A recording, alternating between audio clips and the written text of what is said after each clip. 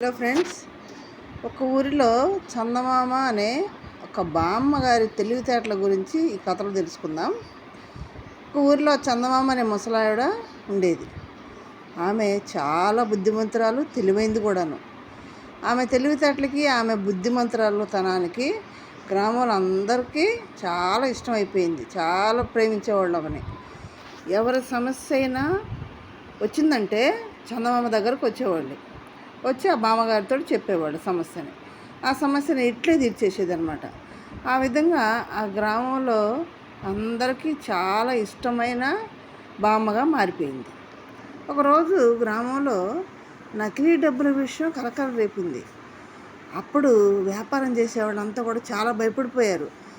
ఊరి పెద్దలు ఈ సమస్య గురించి చాలా ఆలోచన చేశారు. ఎలా తీరుద్ది సమస్య అని ఆలోచన చేసి పరిష్కారం కోసం చందమామని పిలిపించారు. చందమామ అంటే ఎవరు? బామ్మగారు పిలిచారు. చందమామ బామ్మగారు వారు చెప్పిందంతా కూడా శాంతంగా విని ఒక పద్ధతిని చెప్పింది వాళ్ళకి. అదేంటంటే, ఒక్కొక్కరు డబ్బు తడిపి చూడండి, అంటే డబ్బు మీద నీళ్లు వేసి చూడమన్నది. నిజమైన నోట్లు తడిగా మారుతాయి, కానీ నకిలీ అయితే తడవు, చినికే పడదాటి మీద అని చెప్పింది. అందరూ ఆ బామ్మ చెప్పినట్లు అందరూ చేశారు. నిజంగానే వాడల్లో నకిలీ నోట్ల వాడు దొరికిపోయాడు. గ్రామస్తులు ఆమె తెలివిని చాలా మెచ్చుకున్నారు.